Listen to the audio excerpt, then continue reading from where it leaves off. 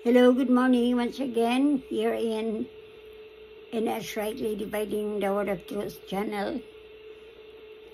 Good day, everyone, from Mississippi, USA. So, leading towards our countdown, continuation of our countdown. 12 days from now, I'll be on my trip from here then to Houston, Texas, then to 13 hours to Japan. So that is my route. Then 4 hours to the destination.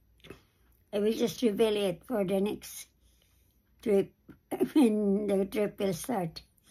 All right. For today's episode, nakita ninyo ang aking liig. Mayroong nilagay na isang tawag nito is the pulse is about the pulse going to the right to the arteries. Ang daloy ng dugo. Because my just honestly a mild problem is not really, but I really have to focus on this because this might be a big problem later on. Minsan nag-spike ang aking blood pressure, the systolic and diastolic. So my problem is the systolic mataas. Then the diastolic is just normal in the 60s, sometimes 50s, 60s. So I have to correct it. I hope makabigay ko ng tulong. But I guess hindi naman itong gadget na ito, hindi ito panghibilaan. Could be ito 12 weeks, sabi ng manual, going back to the normal. Pero it's just only a hope na mangyari yan. So, para lang ma-stabilize ang aking blood pressure so that I can have a very fruitful trip and a successful one. So, health-wise, mayroon naman tayong mga gamot na actually, hindi ako totally dependent sa doktor. Kaya gusto ko na maalis ng mga prescribe sa prescription doctor, hindi natin naiwasan sa pag-stabilize sa ating health. Lalo na ang edad ay nagkataas, then we have to do something for our health. Mayroon ng pagbabago sa ating blood circulation, sa heart. Wala ako problem sa heart. Everything is normal sa laboratory. So, yan lang ang nasa cholesterol. Mayroong kaunting taas, high we call it, yung from the normal, mayroong mga around 7 or 10 mataas sa normal. So yan ang binigyan ng correction sa doktor.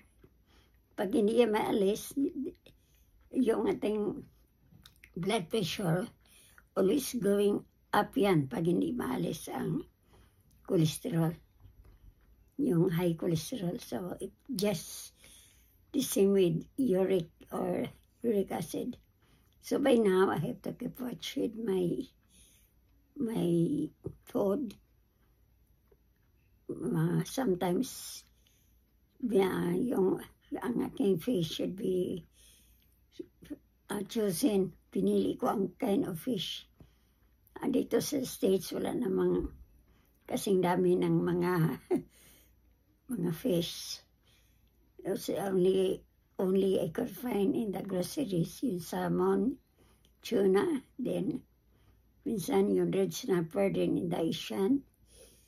pampano. May iba-iba naman. Ang tilapia, ayaw ko yung tilapia. Ayaw ko yung mga shellfish. Ayaw ko yan na seafoods. Taas yan ng protein, high protein.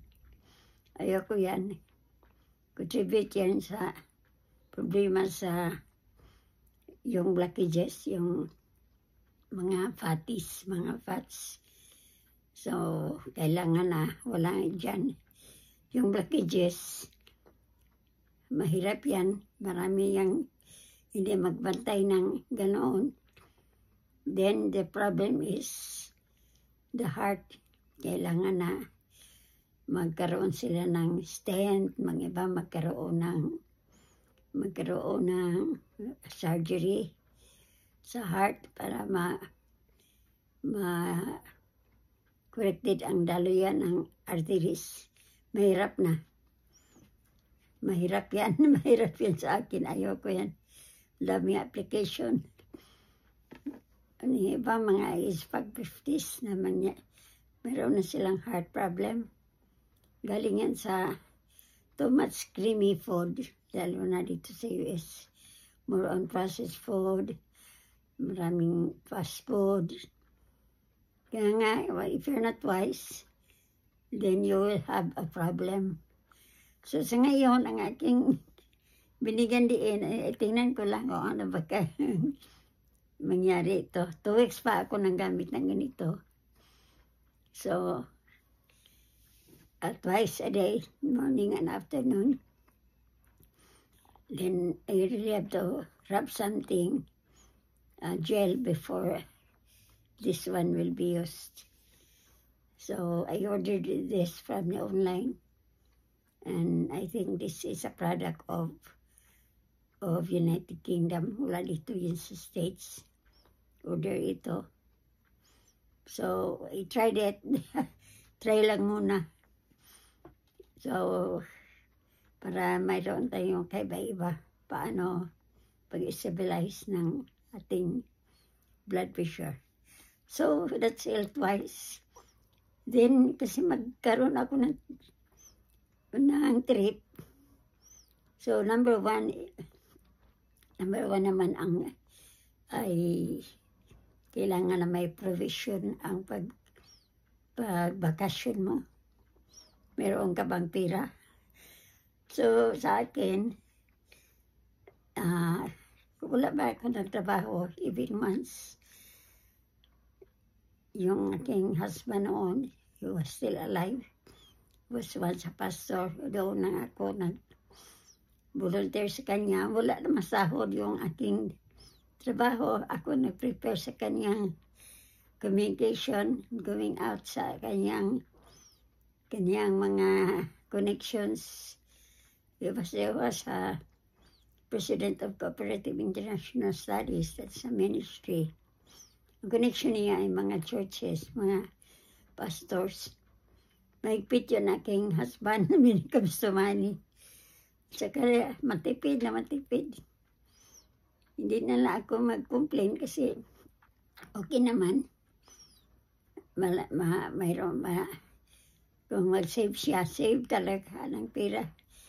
Kanyang mga suot, he will not buy. So, meaning, pabalik-balik lang ang kanyang mga suot. Even his winter jacket, isa lang throughout. Kita ko, 9 years, wala siyang, hindi siya nagbili. He was really very thrifty. Yan lang ang aking nakita sa kanya. Kaya nga rin, hindi comes to money, thrifty rin. Hindi siya pala magbili-bili ko ano magustuhan. So, even the food na kami magpunta sa shopping, all control again. Hindi kami magbili ng pinakamarami na hindi namin makain. So sa akin, for the past many years, paano man ako makatipid, wala naman akong sahod. I don't have any allowance. So, ganoon din. When my husband died, Nabigyan naman ako ng tulong through the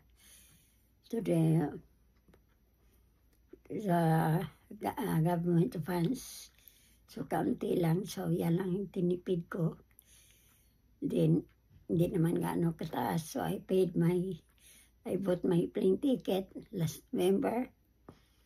Then, extra funds for my allowance, my pocket money. Problema lang kay I have to help a certain Bible conference. That's a national pastors and workers conference. That's 3 days. So a big expenses for that. So that's a part of my expenses also. So wala na, makaunti lang na iwan sa akin. Paano naman? So I just hope and pray makasya pa yun. Because that is $3,000 and more, $3,200. So I hope and pray that God will provide. I know God is watching, lalo na sa kanyang gawain, when it comes to the implementation or when it comes to His word na kailangan mapalawak. The gospel should be heard throughout. Kailangan naman ang hinatutulong, the help of the Lord is always there. Hindi ka naman mag-gipit, hindi ka naman tamang-tama lang, hindi, walang sobra, walang kulang. So that is from the health, then about money, then the next is health, that is about the spiritual side.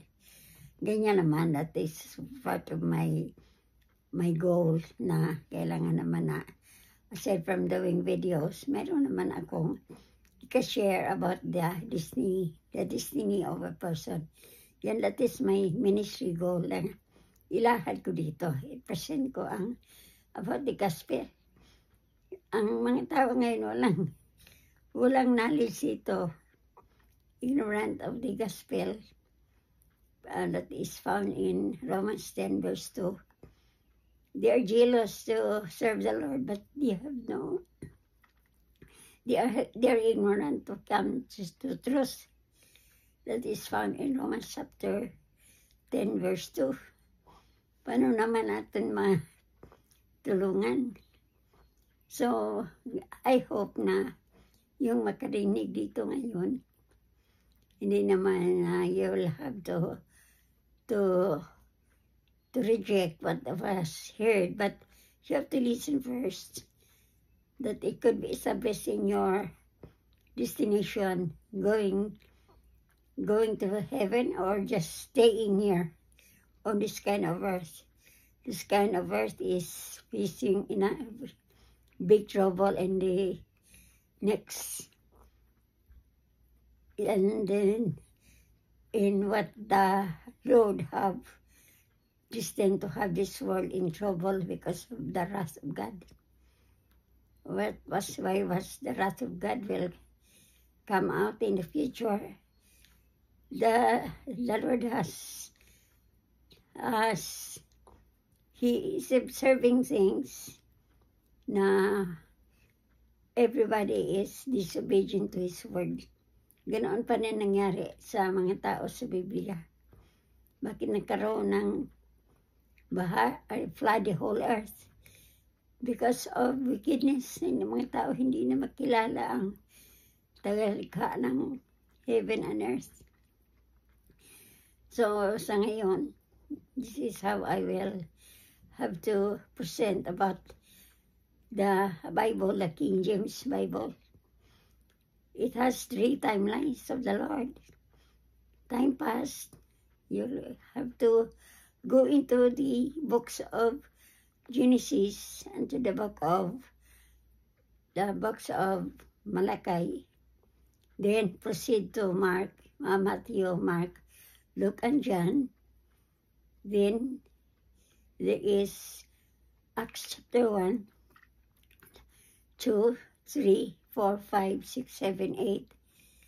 those books are for the Jewish program. Hindi yan sa mga tao na they are called Gentiles. And we are Gentiles. Those who are outside Israel are called Gentiles. Pag hindi pa ikaw ligtas, you have no Christ. Although you have a religion, but it doesn't recognize the gospel of the grace of God. You are without Christ, without God, no covenants of Israel. Then you are an alien to the commonwealth of Israel. That is found in Ephesians chapter 2, verse 2. I'm sorry, Ephesians chapter 2, verse 12. Paano nangyari yan? Ang Panginoon ay mayroong pag-divide sa kanyang mga taong nalikha. Taong mga Jewish at Gentiles. So, yung Jewish, mga time pass yan sa unang panahon, wala pa silang dealings ngayon sa Panginoon kasi nahulog sila sa biyaya ng Panginoon. They are fallen from grace. Then they were blind and our Lord cut them off as a branch that is found in Romans chapter 11, verse 25. So at this moment, this time, the Jews were blinded from truth. Wala silang dealing sa Panginoon ngayon. So may mga religion ngayon na nagsunod sa mga iba-ibang katulad sa Mateo, Mark, Luke, andyan kasi ang sabi nila nandyan si Jesus Christ. Pero Jesus Christ was only coming for Israel for that. That's the first coming of our Lord Jesus Christ. Because He offered them the kingdom of God on earth that is 1,000 years in Israel. But they rejected it because the requirements for them is to repent, to have the water baptism, and to believe on His name as Messiah. So these are the requirements. So sa ngayon, we are in the, but now, age of grace. Paano ang ating salvation ngayon? If you are a Gentile, I am a Gentile. I got saved because I trust and believe. It's found in the 30 epistles of Apostle Paul. This is Apostle Paul who was given the revelation of Romans to Philemon. You can find our salvation there in 1 Corinthians chapter 15, verses 1-34. Then trust and believe. Christ died for your sins. He was buried, and the third day he rose again from the dead, and you are justified. If you believe in that, you are the blood of Jesus. You are justified. Then your sins were forgiveness, and you were bought by the blood of Jesus. Christ died for your sins. Then you will receive the seal of the Holy Spirit of promise. Then you are destined for the heavenly kingdom. That's not for the earthly program. You are in line with the mystery heavenly program revealed to Apostle Paul. The earthly program is for the 12 disciples, and Jesus Christ was leading for that, for the earthly kingdom. That was already his ministry in the book of Matthew, Mark, Luke, and John. So ngayon, ang Apostol Pablo, si Panginoon Moses na naman kasi naputol ang mga Hudyo, siya, tinawag niya si Apostol Pablo. So ganyan ang kaligtasan na ngayon. Walang kaligtasan sa Hudyo, sa repentance sa kanila na mayroong baptism of water, kanila lang yan. Identification na sila yung mga Hudyo. So wala ngayon ang Hudyo. Ang kaligtasan ngayon dito sa Apostol Pablo sa Mystery Heavenly Program. So that is my ministry, sharing the gospel, and my objective is to share it to the world. Ganyan din, bakit magkaroon ako ng ng trip, that is a ministry trip, the countdown that I have today, 12 days from now. So, every day, meron akong mailaha dito sa aking mga paghahanda sa travel. So, ganoon lang. So, maraming salamat. Thank you. And I do hope and pray na God will always guide you in His time. Because time is running short. Our Lord is coming back to the clouds to get those who got saved in the gospel of grace, members of the body of Christ. In 1 Corinthians chapter 12, verse 13, and 1 Corinthians chapter 12, verse 27. So thank you. Till next, we'll have the same episodes. Timer of our countdown.